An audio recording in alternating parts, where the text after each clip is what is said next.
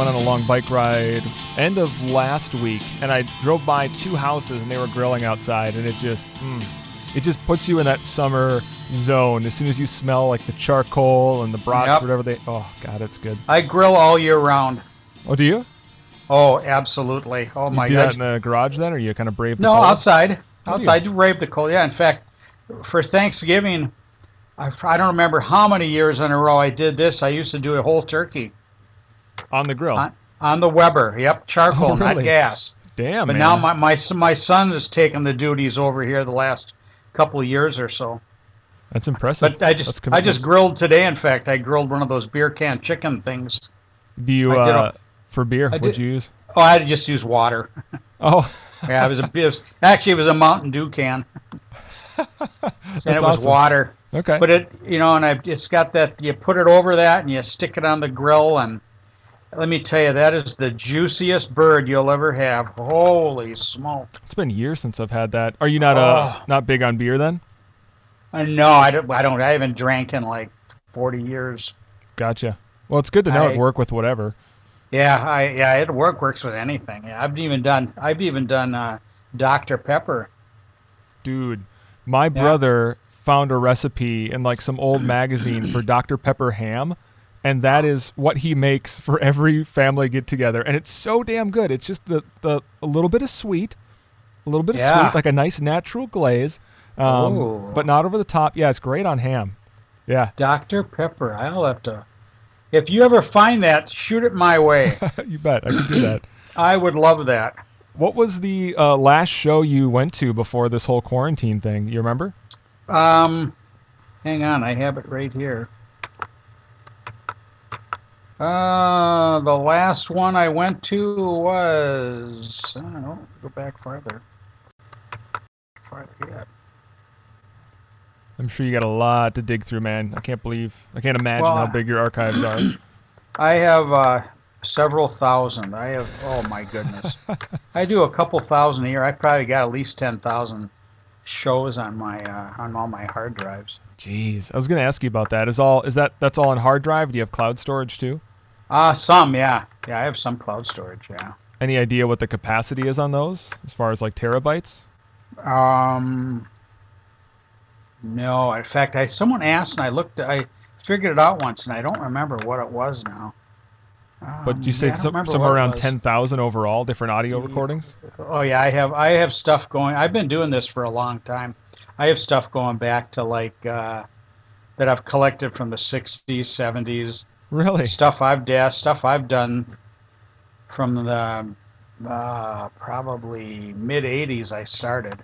So you really were a tape guy then. Like, when did this start for you? Take us back to how you got into this. When I first started doing it, in fact, here's when it started.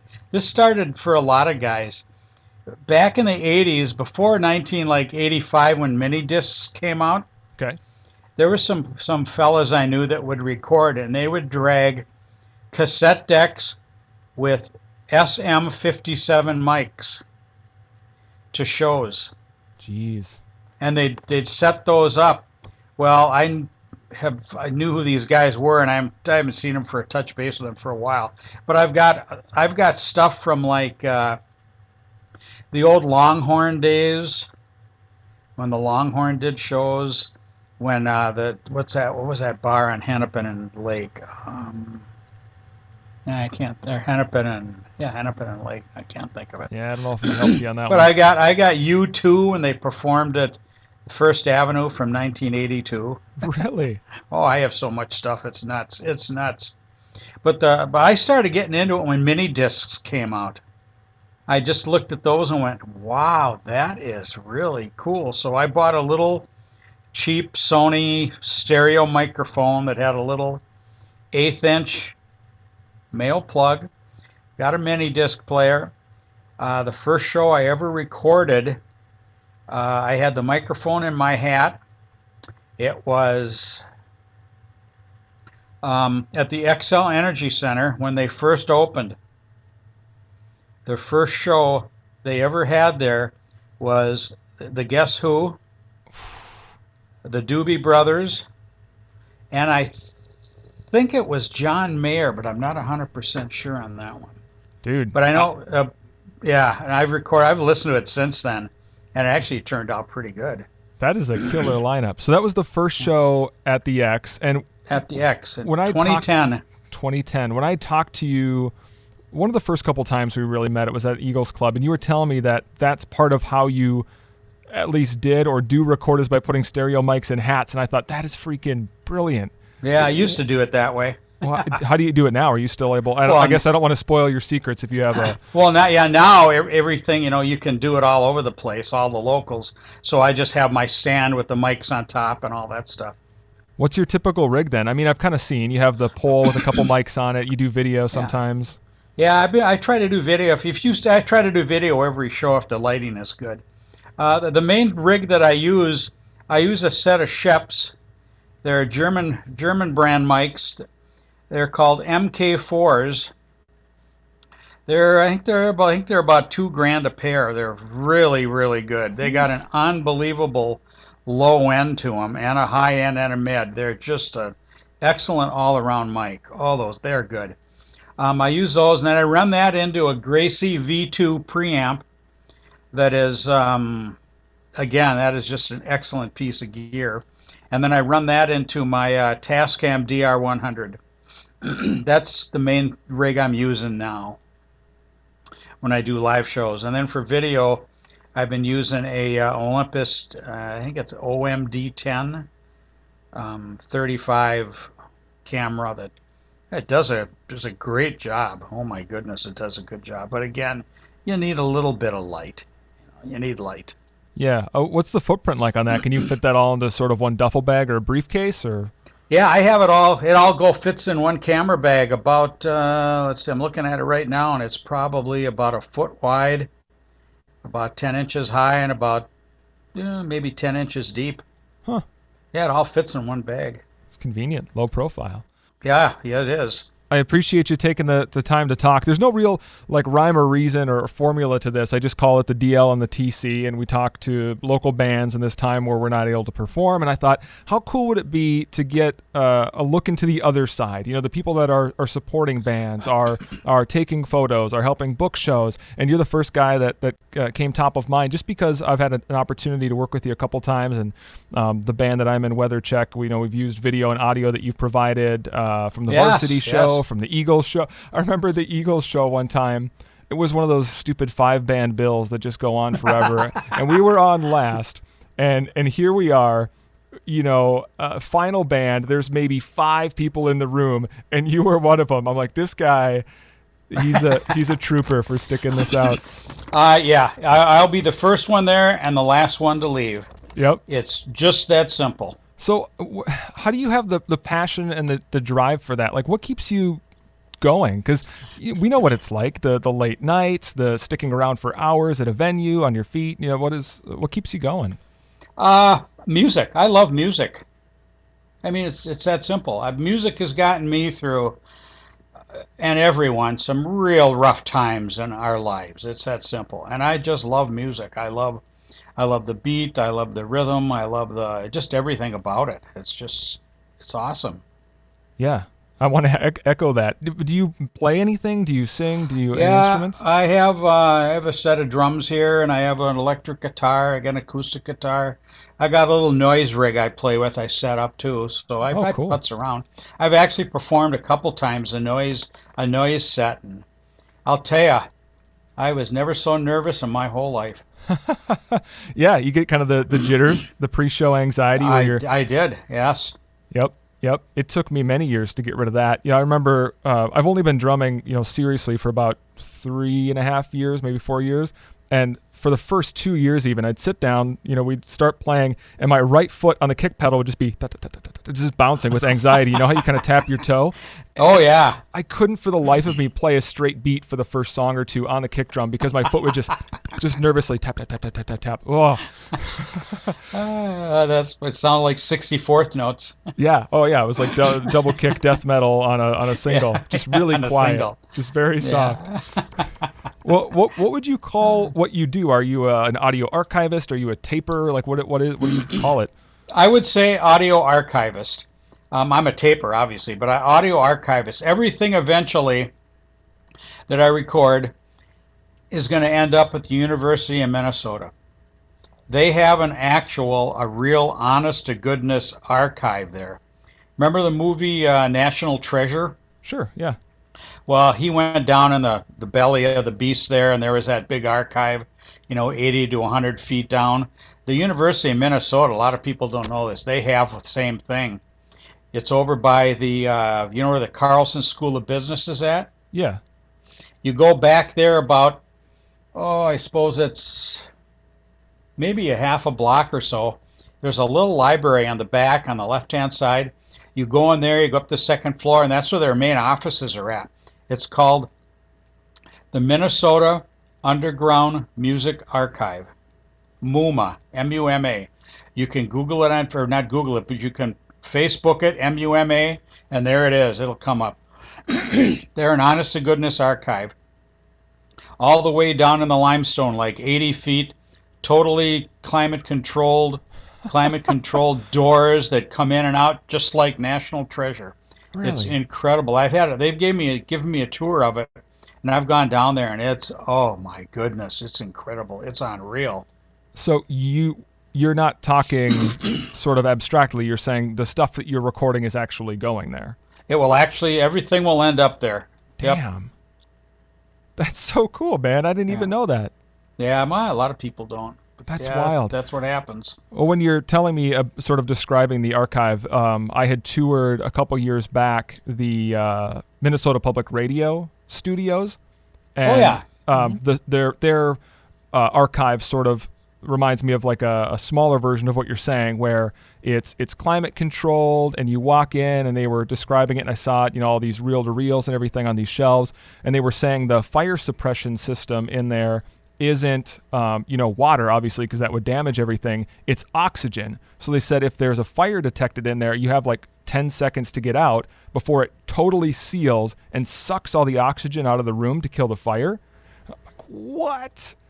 Wow, that makes sense. No oxygen, no fire. Right. But also, how scary if you're in there. But yeah, exactly. No, just start running. Yeah. Boy. Right? That would be. Hold your breath and hope for the best. That's right. Ride it out. Crazy. Well, that's really cool to hear, man. Have you been watching any live streams? Has that been scratching your itch at all? Oh yeah. I've been watching those. I've been recording those too. Because really? I have a program on my laptop here that records them to WAV files, and it does a perfect job. It really does a nice job. Are you capturing the video then too, like doing a screen grab? No, not the video, just the audio, and then I've been posting that on my SoundCloud page. Gotcha. Nice. Well, we'll hit this at the end too, but how can people find you on SoundCloud? Tom Michaels. Tom Michaels on SoundCloud. Boy, you're making it so hard. / Tom Michaels. Yeah, it's pretty tough one. But yep, Tom Michaels. Beautiful. And I just the other day I just hit 2,000 shows on there. Really? Yep. Congratulations, man. 2,000. Yeah. 2K, yeah. baby. What is that your primary place where you're sharing audio then? Yeah, that's the only place I do it at. Gotcha. Yep. Okay, right to SoundCloud then. What's been one of your favorite venues over the years? You mentioned Longhorn, and there's some more hop places right now like Eagles, Ice House, that kind of thing. But over the years, is there one place you kind of go, this is happening? This is my favorite place to be. First Avenue. Yeah? Yeah, why? Oh, yeah. That seems too easy, tell me. Yeah, that is. They have such an incredible system there. And they let me hook up to the soundboard if I want. I've got soundboard feeds out of there. I mean, they're super nice. I mean, they're real nice there. Nice. And the sound there is just incredible. Ice House has good sound. What's the other one? Oh, the Moon Palace Books. Oh, you like it there? I've only been once. Yeah. Oh, yeah. They're so nice there, too. They got great sound. Super people that work there, and their pizza is excellent, too. Hey, I can agree with that, man. I had a slice and some coffee. Yes. Yep. Yeah. Yep. When we had played there, we were laughing because the stage is just kind of thin plywood on blocks, and if you stand in the right spot and jump up and down, the whole stage is, I'm sitting on the drum set, and my cymbals are kind of swinging because we're bouncing. Yeah, it was fun. It was a good show. Yep. Yeah, I like that place. It's nice. Good, and I say they updid their sound system, so it's way nicer now. Huh. I'll have to get And back it was there. good before. Yeah, it's good. Good place. Nice. Well, if you don't mind, I've got a couple little No. sort of mini games built in here. I want to do a bit of a lightning round. So just real quick, short answers, rapid fire questions. What's Oh, one boy. of the? Yeah, I know, all the pressure. What's one of the Yep. best places to hang on a nice sunny summer day? Wow. A park. A park. All right, good. We'll take Yeah. that. Star Yeah. Wars or Star Trek? Star Wars. Best place in the Twin Cities to get a burger? Woo. Oh my goodness. Oh boy, that is a tough one. I know, usually when I go to Kitty Cat Club, I have a burger there, and I like the burgers there. They come from Annie's upstairs. Those are really good. I got to get me one of those. But there's a lot. Yeah, my goodness, there's a lot of them. We'll take the Kitty Cat Club burger from Annie's upstairs. Sure. Yeah. Decaf or regular? I'm not a coffee drinker. No coffee. All right, that's a No. fine answer. Headphones or Bluetooth speaker? Headphones. That's what I figured. That's an easy one. Sound. Yeah, I got the noise canceling. Would you have your name legally and permanently changed to Tom Staples Center Michaels for $10,000? No. Okay. And then last question in the lightning round. Wave or Wait a minute. Oh, Would Staples Center be my middle name? Yes. Then I'd do it. Yeah, Oh, sure. yeah. All right. Just be on the 10 grand. It'd just be on the Yeah. license. No big deal. Sure. Whenever you sign a check. That's right. MP3 or Wave? Wave. There you go. I'm with you. I figured, man. Those are kind of easy. I'm like, this guy, Yeah. he's into audio. He knows what's up. Yeah. And if you can, instead of 1644, 2448. 2448? Yeah. Man. Byte rate. And that's on your Wave? Yeah. Gotcha. Yeah. And then if you have to do MP3, you do 320, right? Oh, absolutely. Attaboy. Yeah. When I record, I always record at a higher byte rate on Wave, I mean. And then when I edit it, I can bring it down to 44.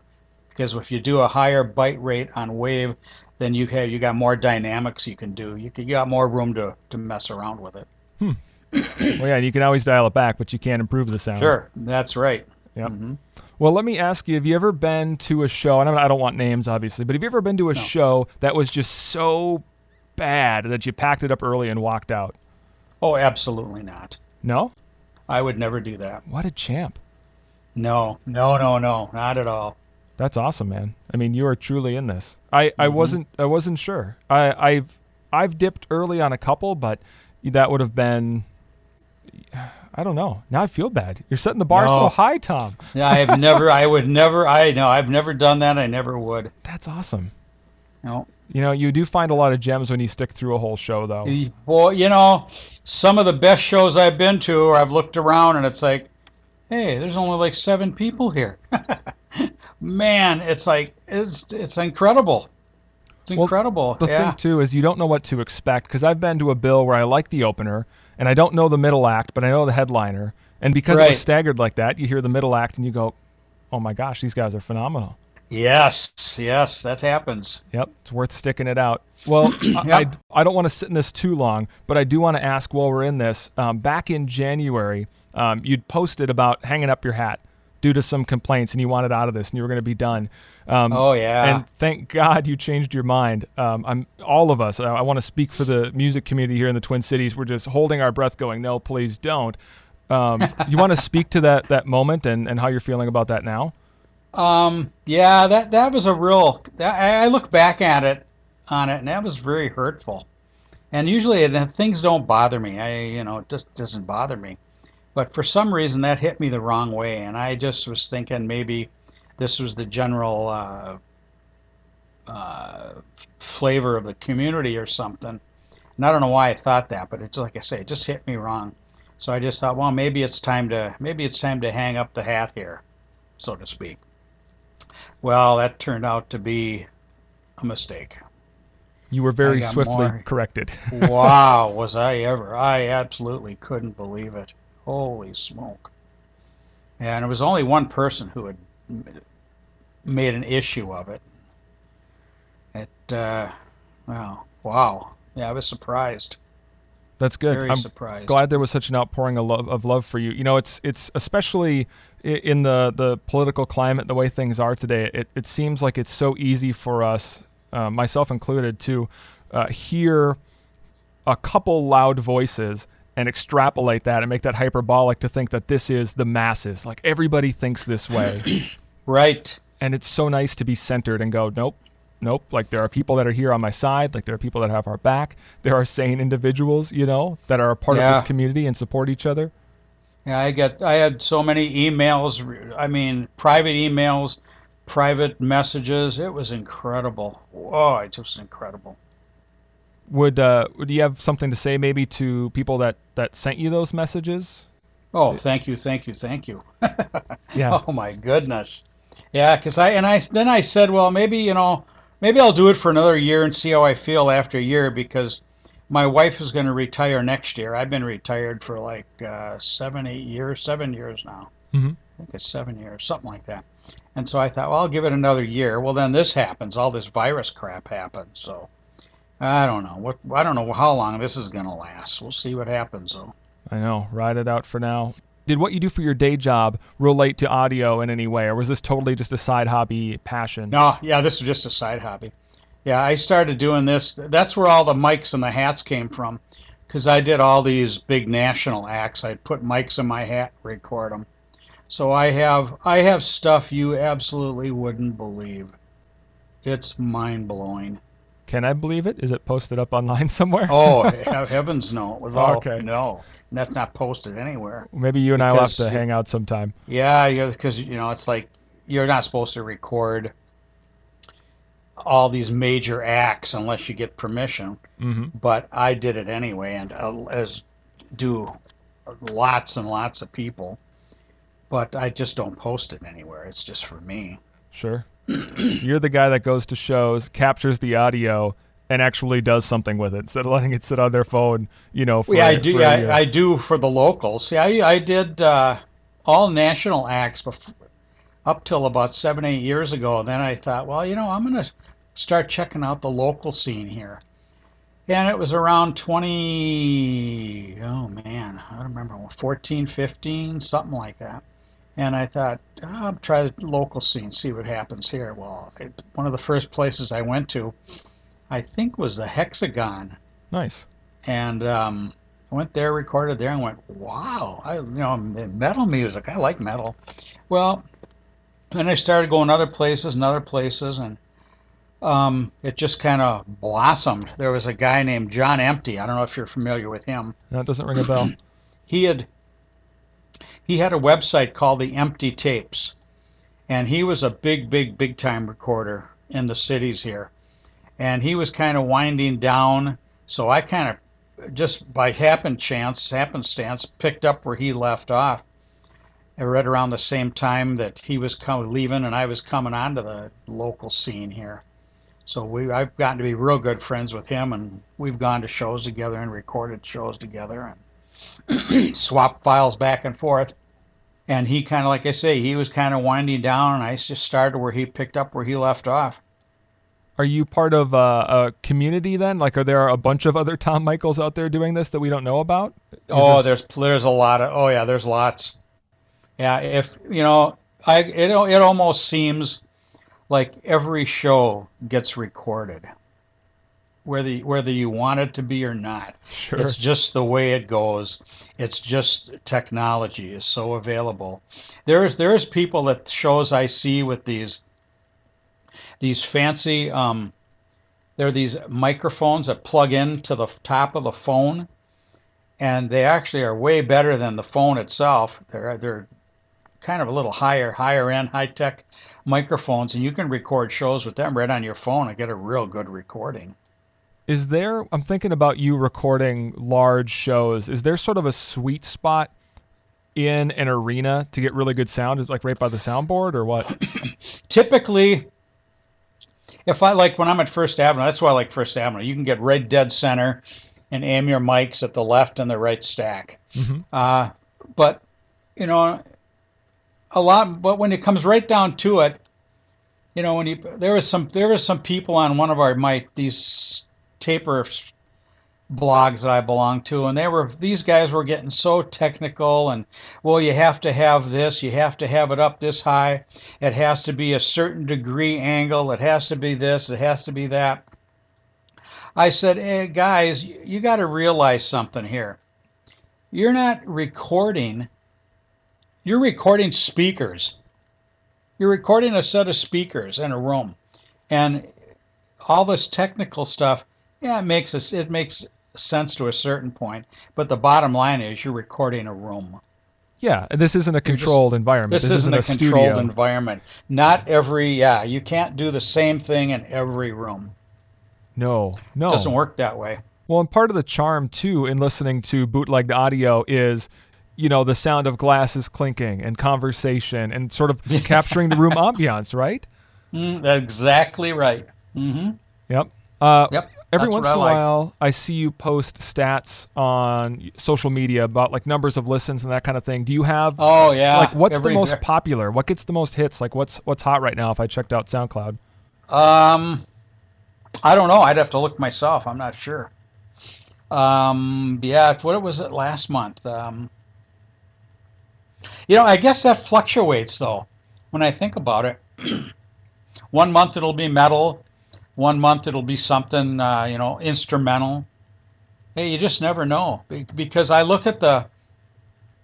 always post the top 5 of everything, and like the top 5, and out of countries, there's probably 20, 30 countries that are listed. Really?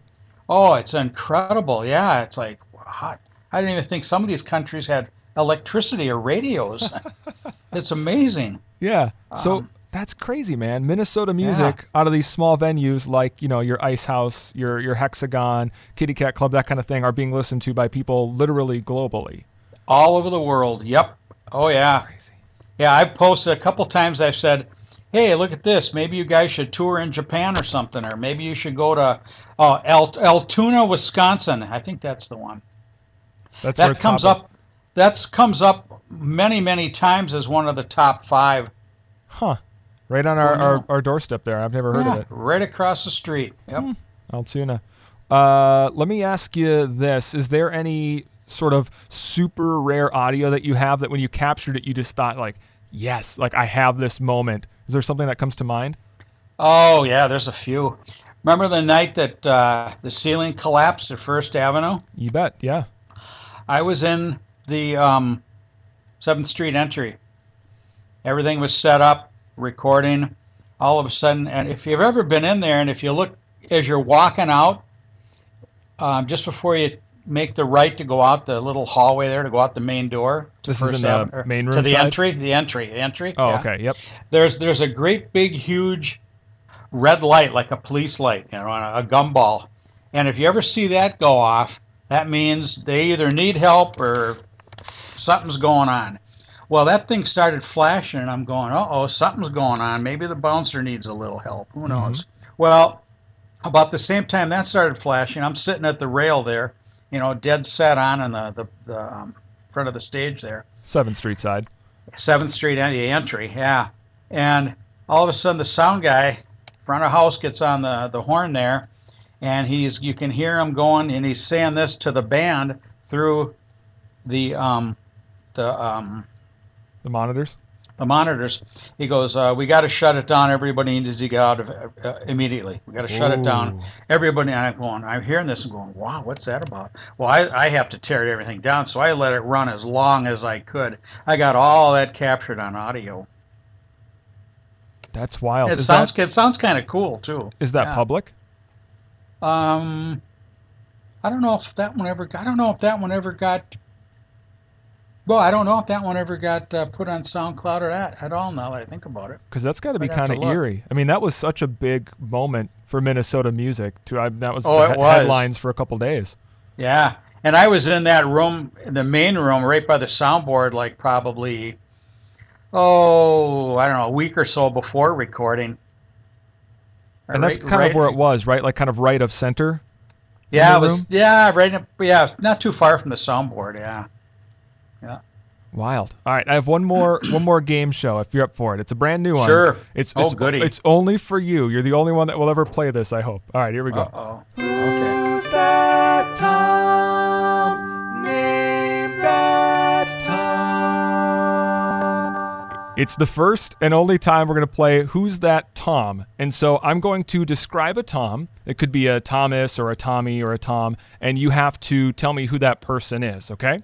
Oh, good grief. Okay. All right. The first one might be pretty easy. We'll see how this goes.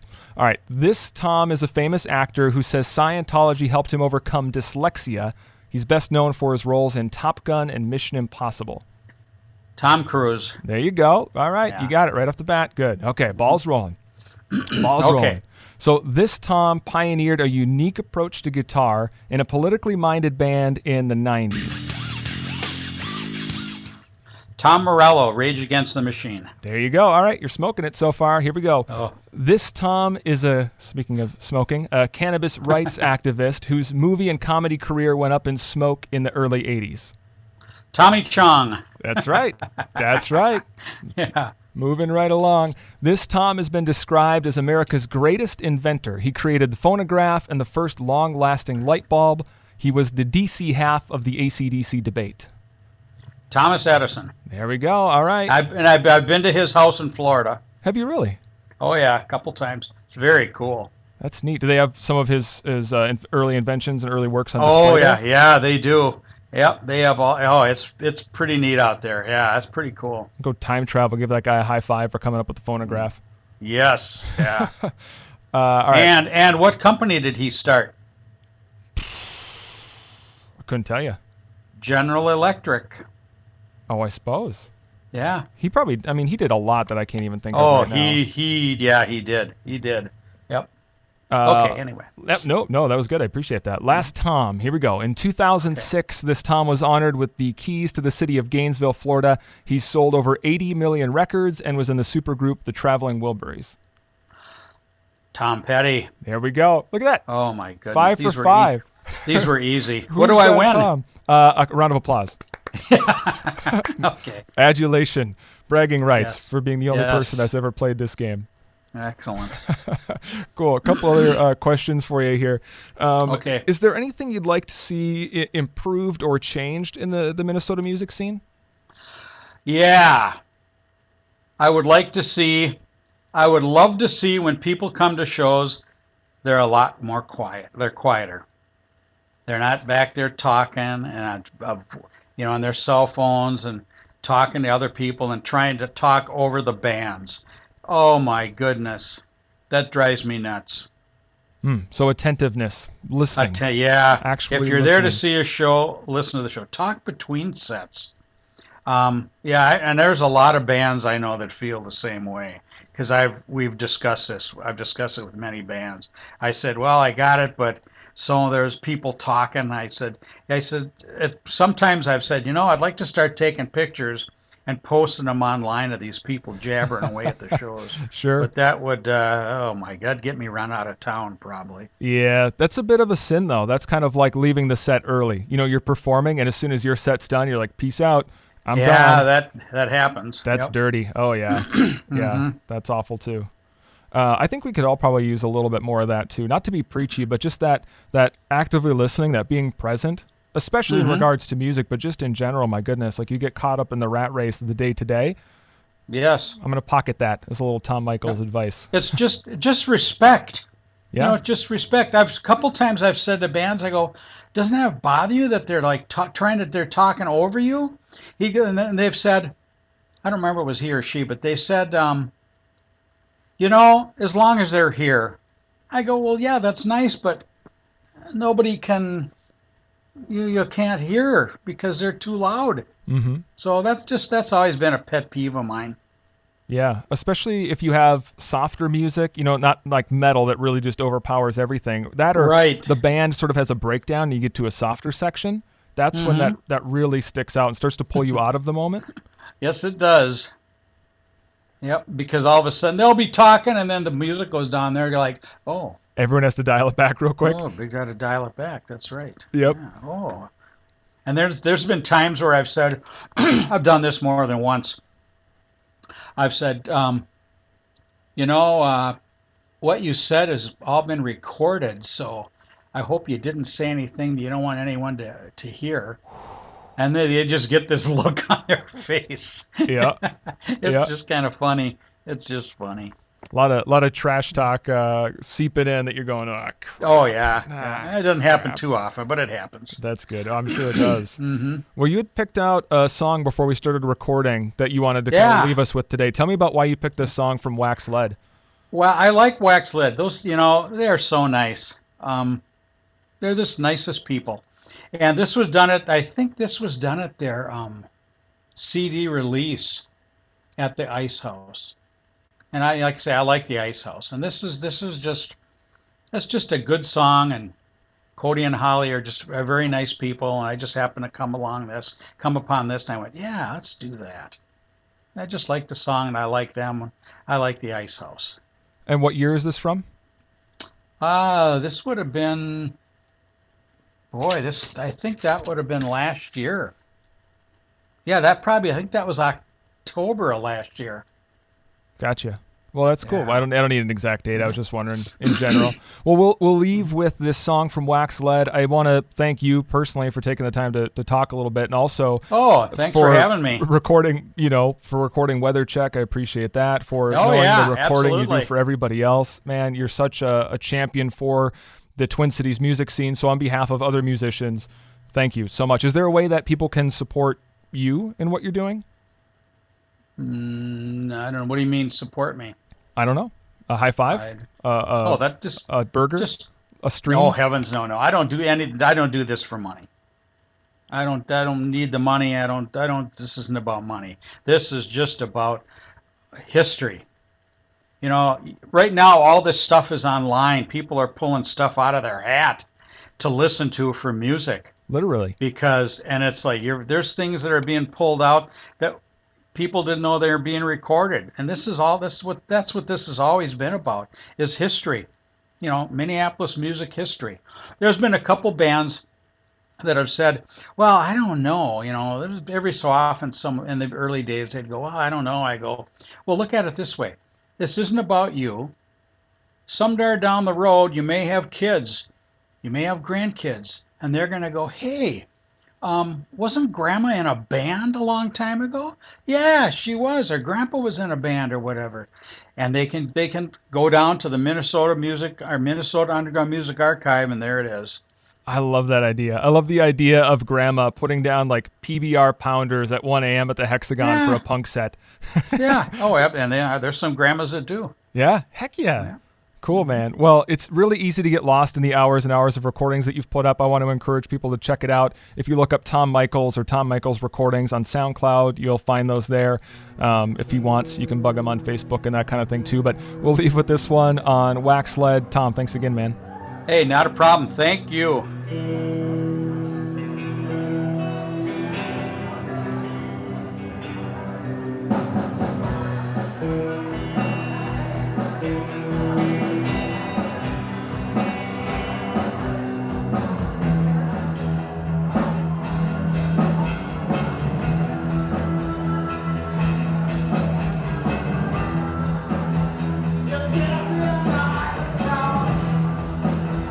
That road was such a dumb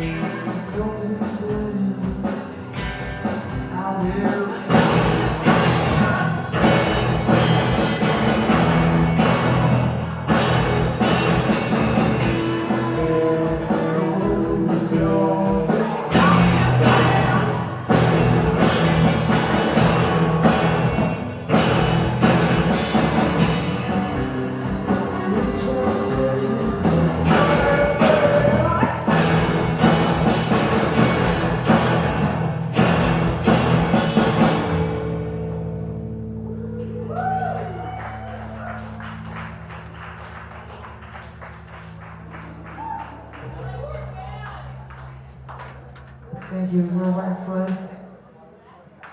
Thanks for hanging out with us on Tuesday. That's a school night.